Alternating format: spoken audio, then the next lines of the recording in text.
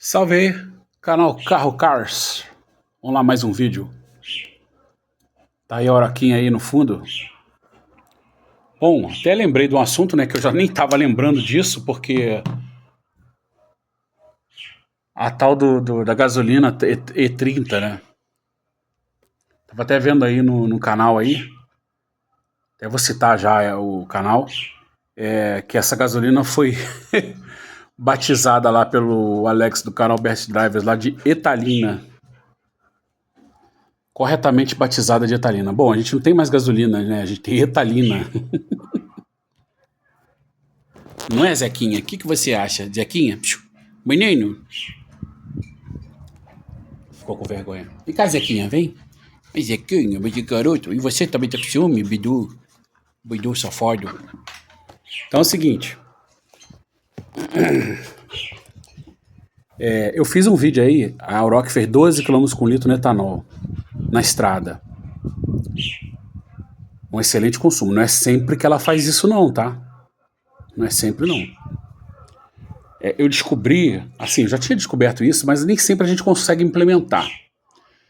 A gente na estrada tem que andar com a paciência, assim, sei lá, quase que de Jó, né? Então você andando até 90 km por hora ali, ela vai te dar um consumo muito, muito, muito bom. Foi o que ela fez. Tá? Tem gente que duvida, mas fique com a sua dúvida aí, tá? Eu não vou deixar você pegar meu carro para fazer média. Você que tem dúvida. Enfim. Eu tenho um carro, um Mob 2025, motor Fire Evo, a última fornada do Mob. Ele também faz 12,5 no etanol na estrada. Mas carro 1.0 ele normalmente não é bom de estrada, né? Ainda mais esse com os motores um pouco mais antigos. Esses a turbo aí, eles são econômicos na estrada, mas os que não são turbo, ele sente um pouco mais a estrada, porque quanto mais você acelera, mais resistência ao vento você tem, né? E o motor com menos torque, ele vai sofrer um pouco mais, isso é óbvio. Só que aqui na cidade ele está dando 9 no etanol. Num trecho bastante urbano. Aí eu tava conversando com a minha filha, eu falei, cara, não vai valer a pena você botar gasolina nesse carro. Porque ele vai fazer uma média muito pouco melhor. Por quê? Porque a taxa de compressão daquele motor da Fiat, o último Fire Evo que eles lançaram aí, é 13,1. É uma taxa de compressão muito alta. E os motores a álcool têm uma taxa de compressão maior que os motores a gasolina. Vamos dizer, só a gasolina, só álcool. Já vamos voltar na questão da Italina, tá?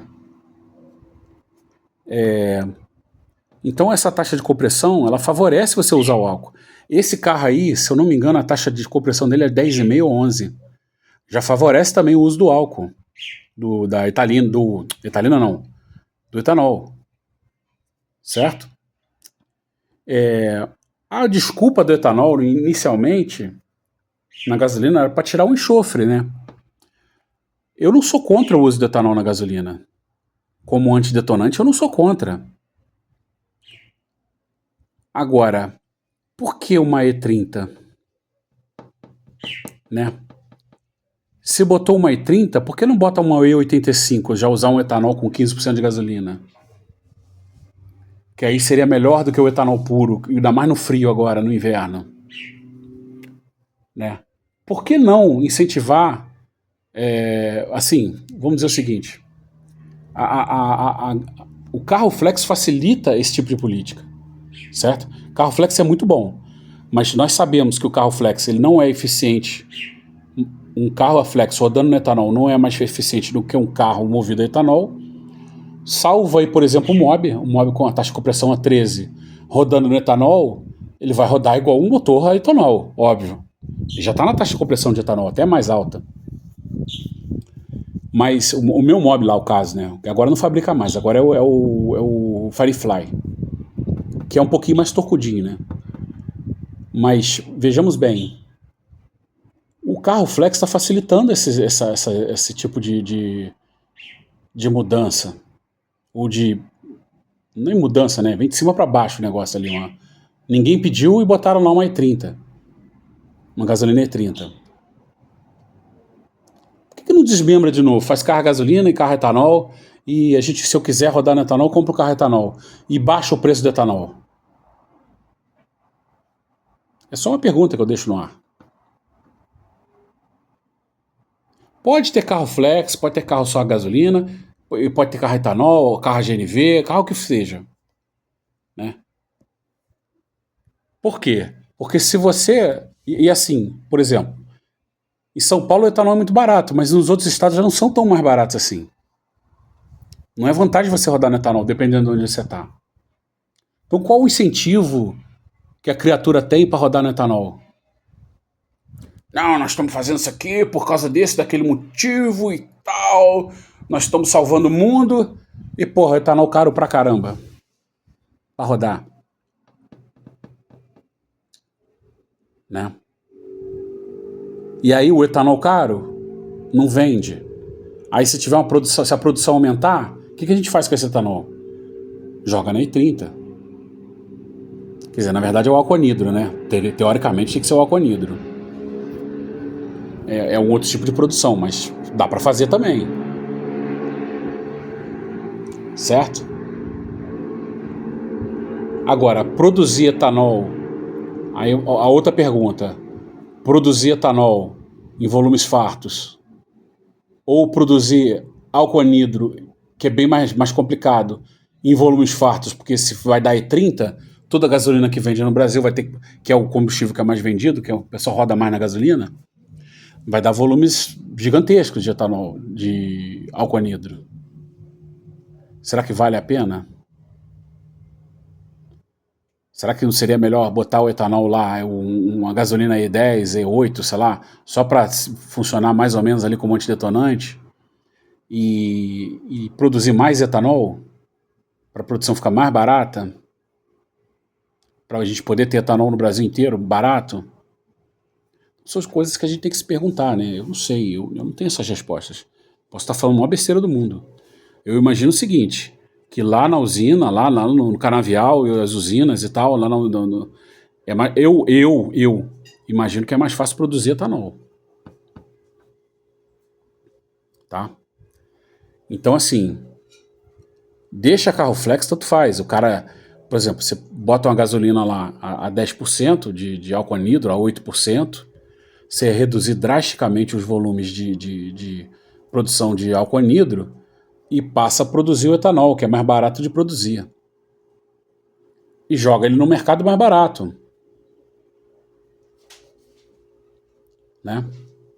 Eu, por exemplo, rodando a 12 km por litro nesse carro, nunca vou pôr gasolina. Eu só ponho gasolina porque eu sou obrigado a colocar, porque eu sei que o etanol, os carros, eles, assim, o etanol corrói, tem outras coisas, né? Mas se você tem um carro produzido só para rodar no etanol, eles têm que ter os compostos mais resistentes para rodar no etanol. Então a montadora seria obrigada a fazer bomba de injeção direta, bico de injeção direta, tudo só para o etanol. Mas a gente não vai conseguir isso, né? Porque a gente não tem uma indústria só nossa. Então talvez por isso que fica essa... Porra, parece pior do que o cachorro correndo atrás do rabo. Entendeu? Parece que é amarrar cachorro com linguiça, esse negócio. Não resolve. Né? Enfim, eu não quero nem entrar nas pautas, nem nada. Eu só quero dizer o seguinte. Se você tivesse uma gasolina lá, como era no início lá, acho que era 10% de álcool anidro, 8%, não sei. Não tenho certeza, teria que pesquisar isso. E um etanol mais farto, barato, mesmo com carro flex, eu poderia misturar se eu quisesse. Eu botaria lá, sei lá... Eu já fiz essa experiência, tá? Tem gente que diz que não, mas ela funciona assim. Só que o problema é você atingir a proporção ideal. Há uns anos atrás, o carro flex ele trabalhava com uma taxa de compressão média, né? Então você teria o melhor consumo se você misturasse meio a meio. Só que, como já tinha teor de etanol, de álcool no combustível, você tinha que, por exemplo, vou dar um exemplo. Você não podia botar 50% de gasolina e 50% de etanol. Você tinha que botar 60% de gasolina e 50% e 40% de etanol para você ter a mistura ideal. Tô dando um exemplo. Dando um exemplo assim bem tosco. Aí você conseguiria o melhor quilômetro rodado em termos de preço, certo? Agora não bagunçou, cada carro tem uma taxa de compressão. Naquela época também, mas assim, era mais fácil você fazer isso, né? Eu fiz uns testes com um carro que eu tinha na época, um Prima 2009, e o outro que eu tive também, um Siena 2007, era mais ou menos assim. Eu tentava botar meio a meio e ele rendia bastante. Agora, não tem jeito mais de você tentar fazer isso. Porque a gasolina já está com 30% de álcool, é. Então você vai fazer o quê? Você vai pôr. Aí tem que fazer ali uma regrinha de 3, né? Mas vamos dizer, você tem que pôr 80% de gasolina e 20% de álcool. Não vai dar isso exato, tá? Mas estou dando. Eu tenho que fazer a conta, né? Porque 80% de gasolina com 30% de etanol já dá 24% de álcool. Só que esse álcool, teoricamente, tem só. Tem pouquíssima água. Então você teria 24%, então eu teria que pôr 26% de etanol. Ou seja, já não vai fechar o 100%. Então tem que ser menos de 80% de combustível. Quer dizer, vai dar mais 100%. Então tem que ser, sei lá, 75% de gasolina e 25% de etanol para você ter uma mistura dentro ali do meio a meio. E quem que vai ficar fazendo isso, essas contas? Ninguém, velho. E vai economizar? Não, não vai. Vai economizar se o cara rodar no etanol puro. Por isso que todas as outras misturas são bosta. Quando você põe lá um pouco de gasolina e enche com etanol, não sei o quê, é tudo bosta. Na questão seria o seguinte. Então, voltar ao que era antigamente. A gente, carro carburado a etanol, botava 5% de gasolina. Só que a gasolina era mais forte naquela época. Hoje eu vou ter que pôr 10% de gasolina e 80% de etanol para rodar naquele 90% de etanol, para rodar no mesmo sistema que rodava nos anos 80, 90, no início dos anos 90, né, final do mais dos anos 80, vamos dizer assim. Eu lembro, a gente tinha um Chevette a álcool, a gente fazia isso. E o carro não dava nenhum problema. Né? Nem na partida fria ele dava problema. Tinha lá o injetor automático, né, de gasolina, mas mesmo assim o carro não dava problema.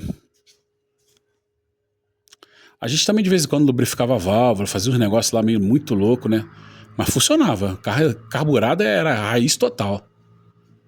É muito louco. E aquele Chevette era bem exigido, tá? O bicho era exigido no limite. Então, esse é o nosso papo de hoje. Não vou tirar conclusões, acho que as conclusões já fica para cada um, né? Eu acho que investir nesse 30 é uma perda de tempo. Daqui a pouco vão botar até mais se bobear. A gente vai ter sempre um carro ruim de andar, com uma média ruim, com um gasto excessivo de dinheiro, um gasto excessivo de combustível, o que vai dar um efeito contrário para o que eles estão dizendo que vai ser, né? E aí esses carros com injeção direta, tudo bem, em tese com álcool anidro que não tem água, talvez não dê tanto problema, né? Mas, sei lá, uma situação não é tão agradável isso.